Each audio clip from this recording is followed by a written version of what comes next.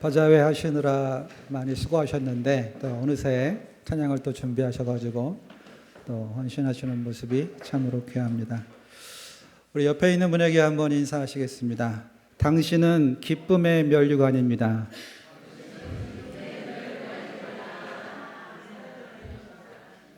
또 반절이 남았는데 당신에게 기쁨의 면류관은 누구입니까? 인사합시다. 당신에게 기쁨의 면류관은 누구입니까? 자, 우리가 기쁨의 면류관인 것은 우리에게 복음을 전해준 사람에게 우리는 기쁨의 면류관이에요. 그렇다면 우리가 복음을 전해준 사람, 그 사람이 바로 또 우리의 기쁨의 면류관입니다. 바로 그 내용이에요. 기쁨의 면류관이 뭔지는 잘 모르시겠지만 뭔가 굉장히 좋은 것 같습니다. 기쁨과 면류관이 만났잖아요. 기쁨도 좋고 면류관도 좋은데 기쁨의 면류관. 특별히 본문에서는 이제 옛날 성경에서는 기쁨의 면류관으로 번역했다가 이제 개역개정에서는 기쁨이요 면류관으로 원문에 충실하게 번역을 했습니다. 의미가 다 통합니다. 제가 어릴 때 주일학교에서 배운 것 중에서 지금도 기억에 남는 것이 있어요. 예수를 믿지만 세상에서 방황하다가 부끄러운 구원을 받는 사람은 천국에서 뭘 쓴다 그러죠? 개털모자요? 그렇게 배웠어요. 그래서 그냥 그렇게 배웠어요. 신앙생활 잘못하면 천국에 개털모자가 있는 모양이다. 근데 이제 목사가 되고 나서 성경을 좀 연구해 보니까 성경에는 개털모자는커녕 개털도 없습니다. 제가 확인해 봤어요. 네.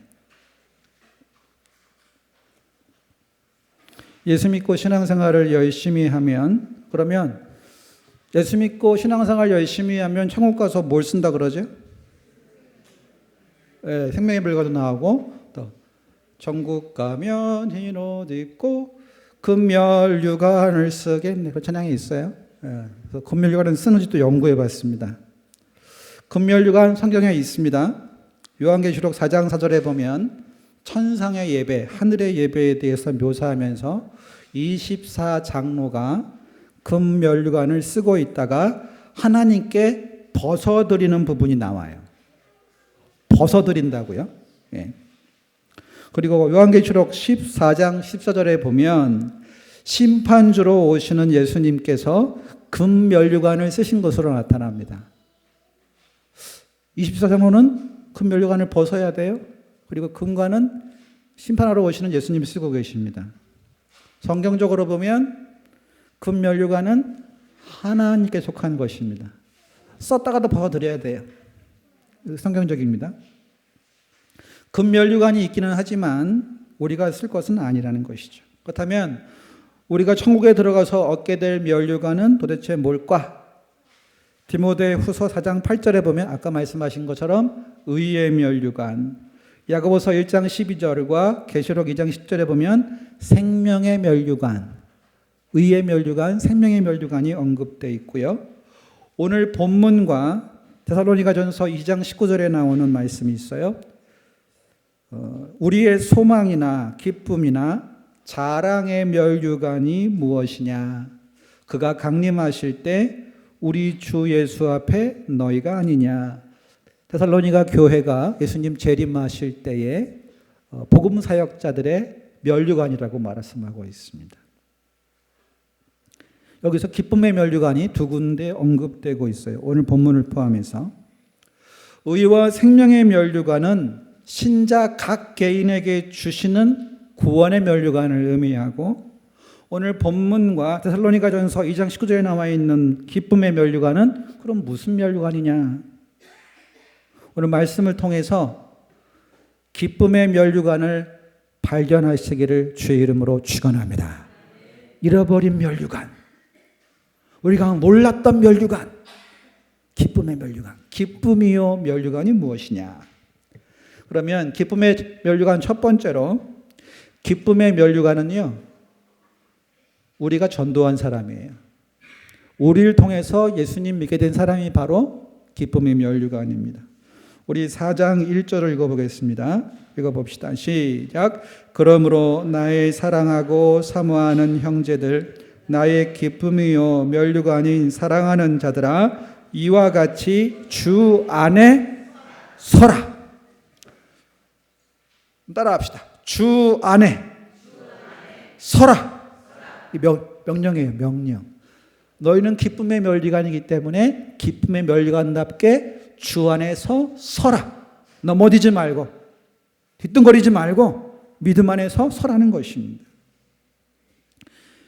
사도 바울은 빌립보 교인들에게 사랑 고백을 하고 있어요. 나의 사랑하고 사모하는 형제들이라는 말을 어감을 살리면 이런 표현입니다. 사랑이 깊어서 보고 싶어 열망하는, 보고 싶어서 병이 날 정도인 그런 어감을 가지고 있어요. 너무 사랑해서 너무 보고 싶은 그런 표현입니다. 이것은 에로스, 남녀 간의 사랑을 뛰어넘는 무조건적인 사랑, 하나님의 아가페 사랑으로 복음으로 해산한 빌립보 교회 교인들을 향하여 내가 너무나 사랑해서 너무나 보고 싶은 나의 사랑하는 사모하는 형제들이라고 고백하고 있습니다. 사도 바울은 복음을 전하다가 체포되어서 로마의 옥중에서 로마 황제 시저의 재판을 기다리고 있습니다. 그 당시 로마의 감옥은요, 지하에 있었는데 아주 습하고 불편하기 짝이 없었어요. 감옥 안에서는 간수와 죄수가 함께 쇠사슬에 묶여 있었습니다. 정말 불편하고 힘들고 괴로운 상황이에요.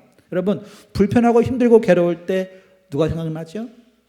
사랑하는 사람이 생각나요. 사도 바울은 결혼하지 않았기 때문에 그가 복음으로 낳은 교회 성도들이 너무나 보고 싶었던 거예요. 너무나 보고 싶었던 거예요. 힘들고 어렵고 괴롭고 아플수록 너무나 보고 싶었던 거예요. 마치 죽어가는 부모가 사랑하는 자녀를 보고 싶어하는 것처럼 그런 강렬한 열망을 가지고 그들을 보고 싶다고 지금 고백하고 있는 것입니다. 복음을 전하다가 이렇게 힘들고 어려운 상황을 경험하면서 빌립보 교회에 대한 사도 바울의 사랑과 그리움이 커져갔던 것이죠. 우리는 어려운 상황에서 사랑하는 누군가를 그리워할 때 어둡고 절망적인 분위기가 되기 쉬워요. 나는 이렇게 아프고 힘들고 괴로운데 내 곁에는 아무도 없구나. 아, 정말 죽겠네. 그런데 사도 바울은 그렇지 않았어요. 왜냐하면 빌립보 교회 교인들과 지금 당장 만나지 못한다면 천국에서 다시 만날 확신과 소망을 가지고 있었기 때문에 그렇습니다. 그 증거가 이와 같이 주 안에 서라. 지금 당장은 내가 감옥에 있고 너희는 떨어져 있어서 만날 수 없지만 우리가 로마 황제의 핍박 아래서 고통받고 있고 나는 감옥에 있고 너희는 목자를 잃고 지금 힘들어하고 있지만 이렇게 힘들고 어려울 때일수록 주 안에서 서게 되면 천국에서 다시 만날 수 있기 때문입니다. 여러분 힘들고 어려우십니까? 힘들고 어려울수록 주 안에서 믿음으로 서시기를 바랍니다. 정신 바짝 차리고 힘들고 어려울수록 주 안에서 주님이 주시는 힘과 능력으로 바로 서야 우리는 시험을 이기고 천국에 당당히 들어가게 될 줄로 믿습니다. 핍박을 이기는 성도의 지혜, 주 안에 서라. 그래야 다시 만날 소망이 있기 때문입니다. 우리 인생의 가장 큰 기쁨과 보람은 바로 사람이에요. 갑자기 떠오르네요. 사람과 보람은 다 미음으로 끝납니다. 가장 큰 보람은 사람이에요. 사람을 얻는 것입니다. 사람을 키우는 것입니다. 사람을 살리는 것입니다. 제가 목회의 부르심을 받게 된 아주 잊지 못할 설교가 있어요. 미국의 유명한 설교자이신 찰스 스탠리 목사님이 극동방송 영어 설교에서 하신 설교를 제가 어렵게 알아듣고 하나님의 부르심을 경험했는데요. 그 설교를 우리말로 옮기면 이렇습니다. 우리에게 영원한 비즈니스가 있습니다. 그것은 불멸의 영혼들을 영원한 하나님의 말씀으로 구원하여 영원한 천국으로 인도하는 것입니다. 그 비즈니스만 남아요. 예수님께서 물고기를 열심히 잡고 있는 제자들에게 말씀하셨습니다. 나를 따라오너라. 내가 너희로 사람을 낚는 어부가 되게 하리라. 사람을 낚는 것만 영원하기 때문에 여러분이 어떤 직업을 가지고 어떤 일을 하시든지 간에 우리의 사랑과 관심이 사람을 향해야 될 줄로 믿습니다. 그래야만 영원한 비즈니스예요. 그래야만 영원해요. 쉽게 한마디로 옮긴다면 생명사역입니다. 생명사역. 생명을 살리고 영혼을 구원하는 것입니다. 지난 금토 이틀간 우리는 교회에서 바자회를 했습니다. 저는 태신자 돌봄 프로그램을 격려하기 위해서 기도하다가 차 한 잔 마시는 주간이 지난 주간이었잖아요. 그러다가 바자회가 딱 물렸어요. 그래서 바자회에 태신자를 초청해서 같이 교제하고 교회를 알리면 너무 좋겠다. 그 마음이 들어서 담임 목사님께 말씀드리고 허락을 받고 교역자들에게 다 부탁을 해서 200명의 태신자를 작정하신 100여 명의 교인들에게 다 연락을 했어요. 태신자를 모시고 바자회에 오세요. 그러나 이번에 손님들이 좀 있었잖아요. 아마 그것도 있는 것 같아요. 근데 오셔가지고 막 먹고 놀고 이 잔치를 경험했더니 여러분 구원의 본질이 뭔지 아세요? 구원의 본질은 영원한 잔치입니다. 어린 양의 혼인 잔치. 주께서 내 원수의 목전에서 내게 상을 베푸시고 기름으로 내 머리에 바르셨으니 내 잔이 잔치. 구원은 하나님과 영원한 잔치인 줄로 믿습니다. 그 잔치의 이미지를 교회가 보여주는 거죠.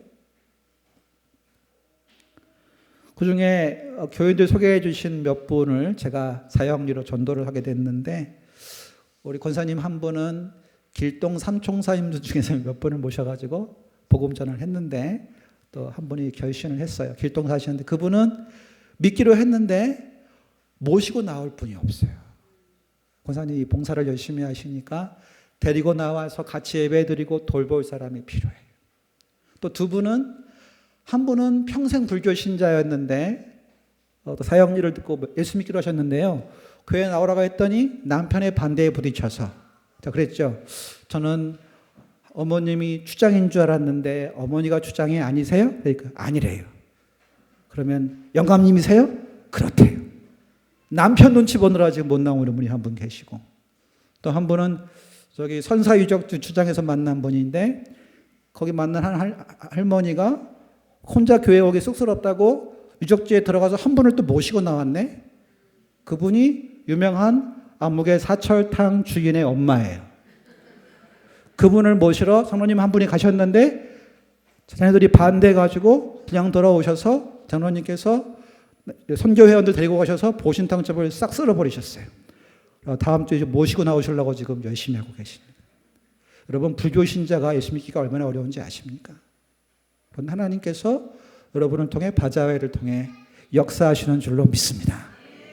중요한 것은 사역일을 듣고 결신한 것 이후도 중요하지만 그 이후에 그들을 영적 갓난아이와 같은 그들을 돌보고 가족들을 설득하고 교회에 데리고 나와서 밥 먹이고 교회를 보여주고 기도하는 법, 성경 찾는 법, 예배드리는 법, 봉사하는 법을 또 가르쳐야 돼요. 낳기만 하고 안 키우면 어떡합니까? 여러분 이제 하나님께서 많은 영혼도 보내주실 텐데 그들을 주님의 사람으로 양육할 수 있는 섬김의 준비가 필요한 줄로 믿습니다. 그러므로 우리가 하는 모든 사역은 생명을 살리고 영혼을 구원하는 생명사역이 되어야 합니다. 그것이 교회의 본질이기 때문에 그렇습니다. 우리의 모든 사역이 생명사역이 될 때 기쁨의 면류관을 얻게 될 줄로 믿습니다. 사람을 향해야 돼요. 사람을. 우리의 관심.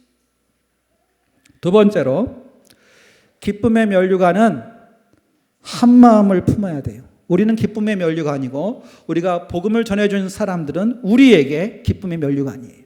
자, 기쁨의 면류가는 어떻게 해야 되죠? 중요한 말씀인데요. 우리 2절 읽어보겠습니다. 2절 읽어봅시다. 시작. 내가 유오디아를 권하고 순두개를 권하노니 주 안에서 같은 마음을 품으라. 아멘. 지금 교회에 문제가 생겼어요.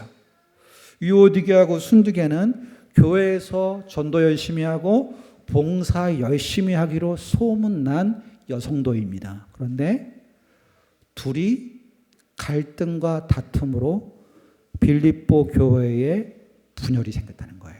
그래서 사도 바울이 사랑하는 마음으로 권면합니다. 따라합시다. 주 안에서 같은 마음을 품으라. 같은 마음은 무슨 마음이에요? 예수의 마음입니다. 예수의 마음. 상대방을 더 낮게 여기고 자기를 낮추고 겸손히 섬기는 종이 되어 죽기까지 섬기신 예수의 마음, 그 예수의 마음을 같은 마음을 품을 때 기쁨의 면류관으로서 기쁨이 회복되기 때문입니다.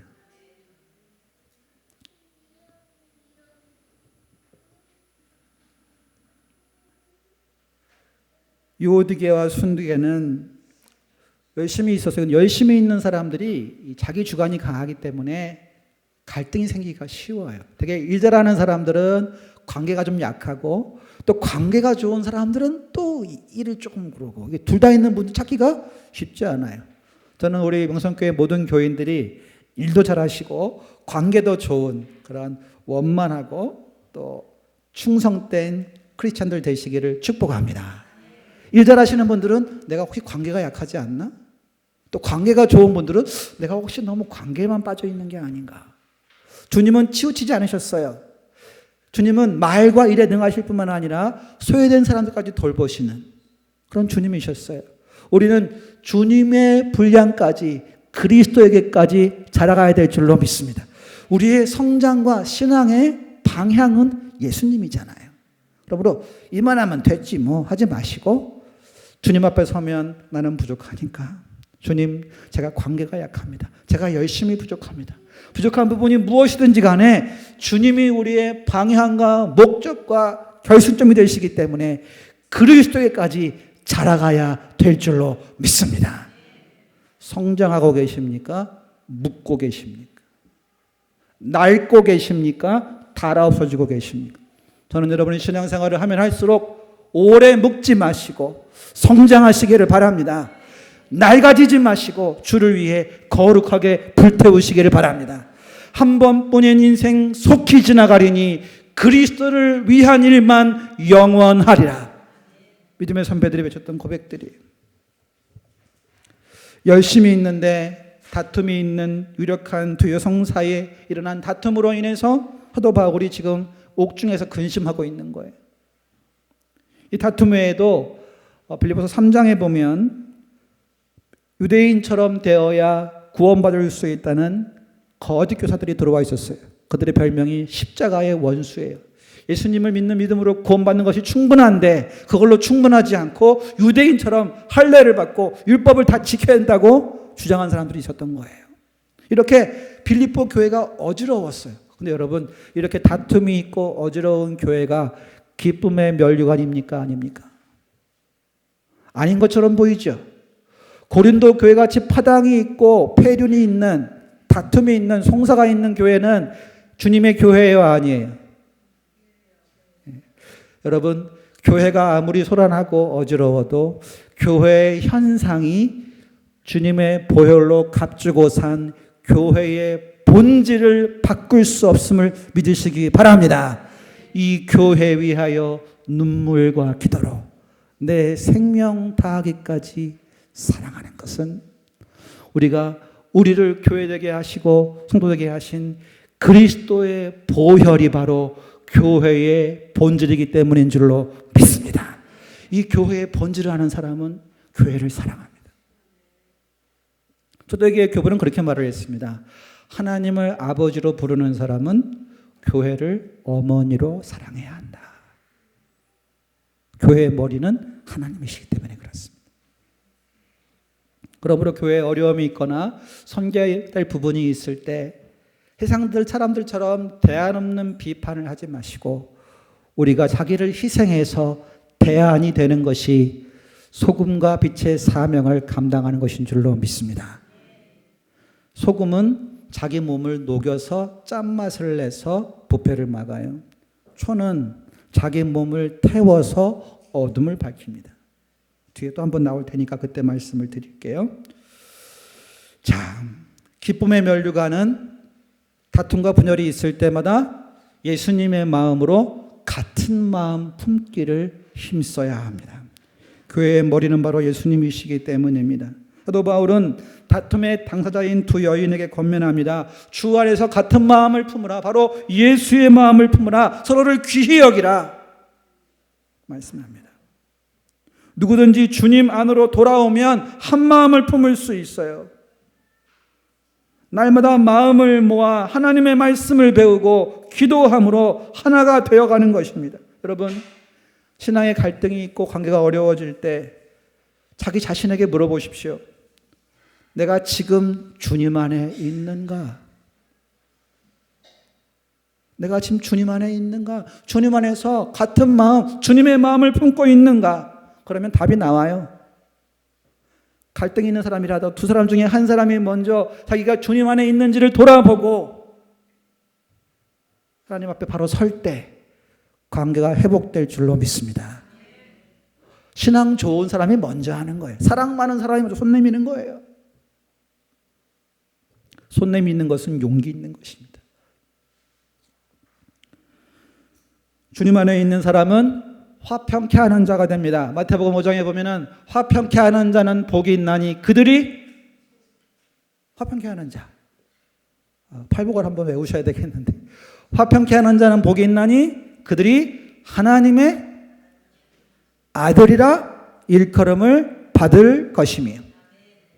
그런데 가는 곳마다 문제가 일어난다. 자기를 한번 돌아보셔야 돼. 피스메이커가 아니라 화평케 하는 자가 아니라 트러블 메이커예요. 문제를 일으키는 사람이다. 하나님의 자녀들은 가는 곳마다 화평케 하는 자, 평화를 일구는 자, 평화를 일구기 위해서 자기를 희생하는 자, 평화를 이루기 위해 자기를 대안으로 내놓은 사람이란 말입니다.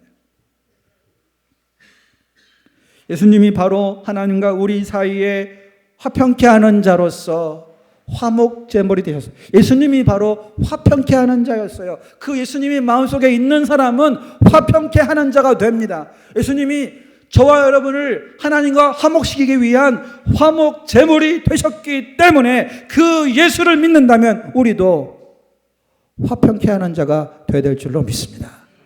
당연한 거 아니겠어요? 내 안에 예수님이 계시다면. 십자가에서 우리를 위해 화목제물 되신 예수님 안에 있는 사람들은 같은 마음을 품게 됩니다. 네가 더 잘못했다고 말하지 않습니다. 손가락질하지 않아요.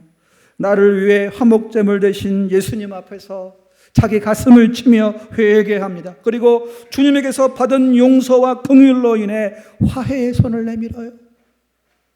분명히 저 사람이 더 잘못했지만 내가 주님 앞에서 회개할 부분이 있기 때문에 주님께 받은 용서와 긍휼로 손 내미는 거예요. 비교하지 않고 하나님 앞에서 자신을 발견했기 때문입니다. 상대방을 더 존귀히 여기는 것입니다. 여러분 혹시 역시 열심히 봉사하다가 서로 불편한 관계에 계십니까? 주 안에서 같은 마음, 예수의 마음을 품으시기를 바랍니다. 그러면 구원의 기쁨과 감격이 회복될 것입니다. 기도의 문이 열릴 것입니다. 전도의 문이 열릴 거예요. 주님의 몸된 교회에 뚫린 교제의 혈관을 통해서 주님의 보혈의 사랑이 모든 지체에게 흘러갈 것이고 건강과 기쁨을 회복하게 될 줄로 믿습니다. 그리고 우리가 서로 사랑하면 우리가 예수님의 제자인 줄 세상 사람들이 알게 되기 때문입니다. 마지막으로 기쁨의 면류관은 복음의 동역자입니다. 우리 3절 말씀 읽어보겠습니다. 3절 읽어봅시다. 시작. 또 참으로 나와 멍에를 같이 한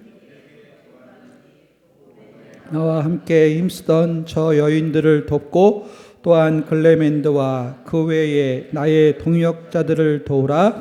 그 이름들이 생명책에 있느니라. 아멘. 지금 사도 바울은 기쁨의 면류관으로 고백하는 빌립보 교회에게 자기의 동역자들을 도와달라고 말씀하셨어요. 왜냐하면 자기는 지금 감옥에 갇혀 있기 때문에 더 이상 선교를 못하는 상황이잖아요. 그러니까 자기를 돕던 동역자들을 도와서 계속 전도와 선교가 이루어질 수 있도록 협력하라고 말하고 있는데요. 여기에서 눈이 번쩍 뜨이는 부분이 있습니다.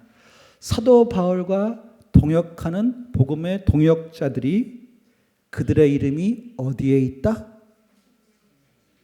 중요한 발견인 것 같아요. 복음에 동역하는 사람들의 이름이 생명책에 있다. 다시 말하면 복음에 동역하지 않는 사람들은 자기의 이름이 생명책에 있는지 고민해 봐야 합니다. 구원의 확신이 있는 사람은요, 전도의 열정이 있어요. 전도의 열정이 있는 사람들은 대부분 구령의 열정이 있기 때문일 수도 있죠. 그래서 복음의 동역자인 사람은 그 사람의 이름이 생명책에 있다고 사도 바울은 지금 분명히 말씀하고 있는 거예요. 여러분, 저와 여러분이 정말 구원의 확신이 있다면 그 구원의 확신이 전도의 열정으로 표현되어야 될 줄로 믿습니다.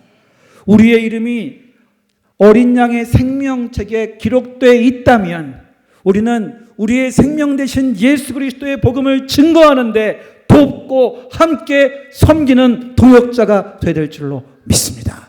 당연한 거 아니겠어요? 원인과 결과고 뿌리와 열매입니다.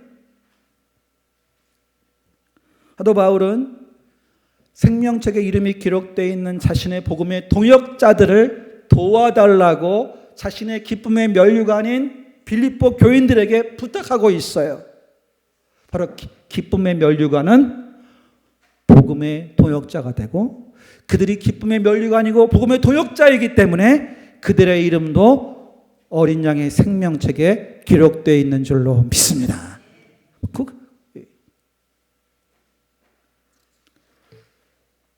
우리는 생명책에 이름이 기록된 사람들의 특징을 발견해요.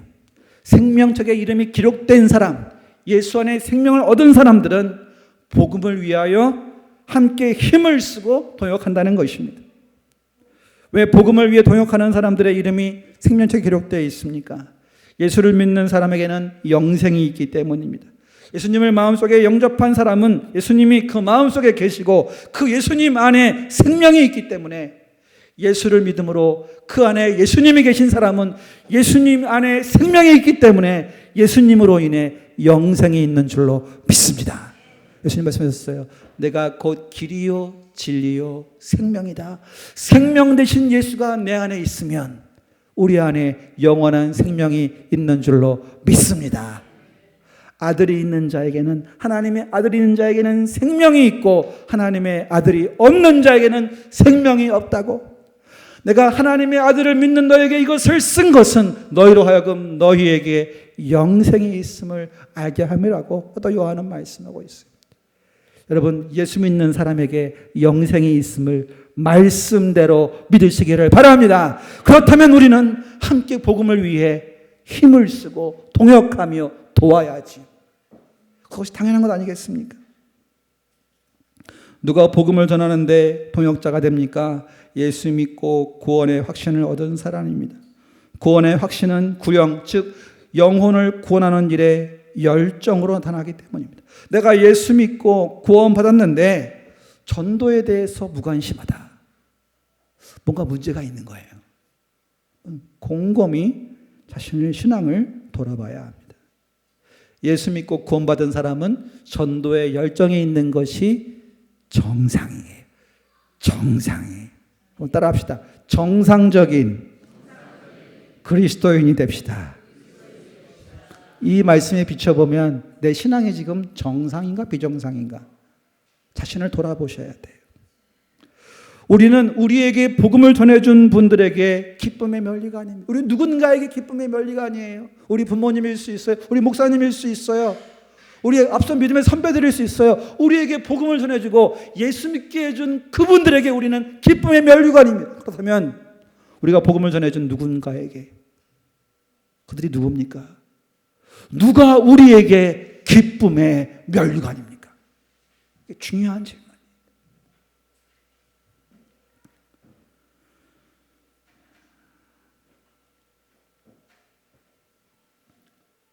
우리는 우리에게 복음을 전해준 분들에게 기쁨의 면류관입니다. 그래서 우리는 주 안에서 서고 한 마음을 품으며 복음의 동역자가 되어야 합니다. 그리고 우리에게 복음을 전해준 분들에게 부끄럽지 않은 기쁨의 면류관으로 살아가야 될 줄로 믿습니다. 바로 그 삶의 특징이 4절의 기쁨, 5절의 한마음을 품는 관용, 그리고 걱정하고 염려하지 말고 복음의 동역자로 살라는 권면에 나옵니다. 우리 기쁨의 면류관으로서 살아야 할 우리의 삶에 대해서 4절부터 7절까지 한번 같이 한 목소리로 읽어보겠습니다. 시작. 주 안에서 항상 기뻐하라. 내가 다시 말하노니 기뻐하라. 너희 관용을 모든 사람에게 알게 하라. 주께서 가까우시니라.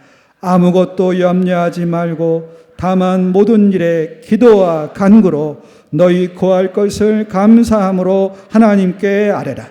그리하면 모든 지각에 뛰어난 하나님의 평강이 그리스도 예수 안에서 너희 마음과 생각을 지키시리라. 아멘. 주 안에서 기뻐하심으로 주 안에서 서시기를 바랍니다.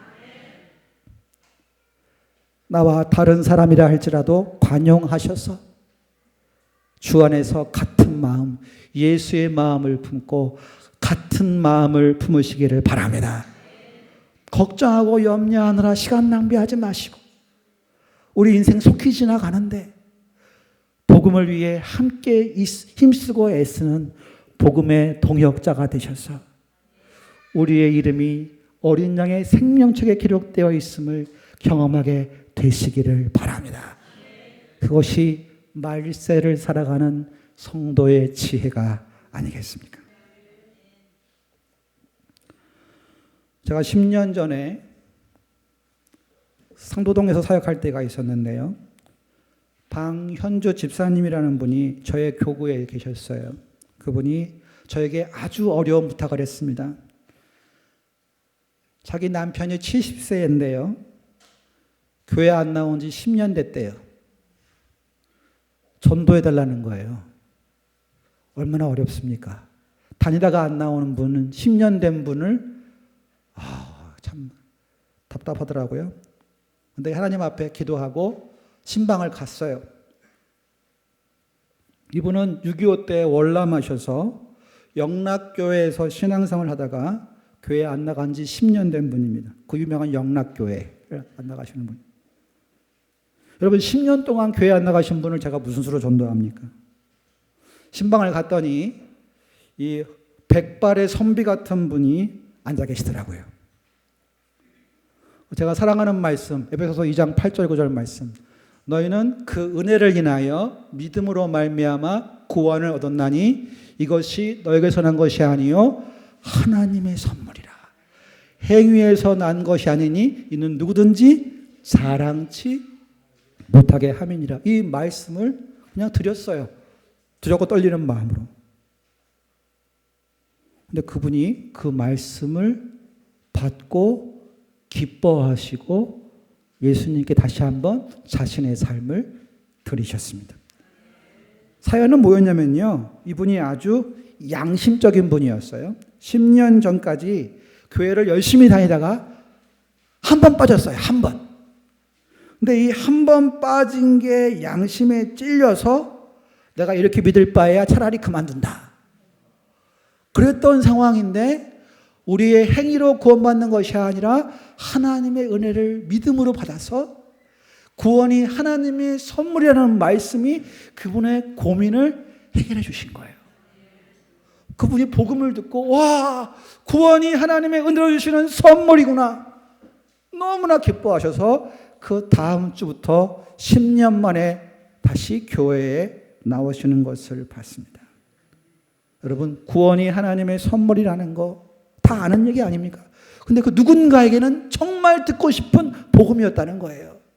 그냥 순종하면 준비된 영혼들을 만날 수 있었던 것입니다.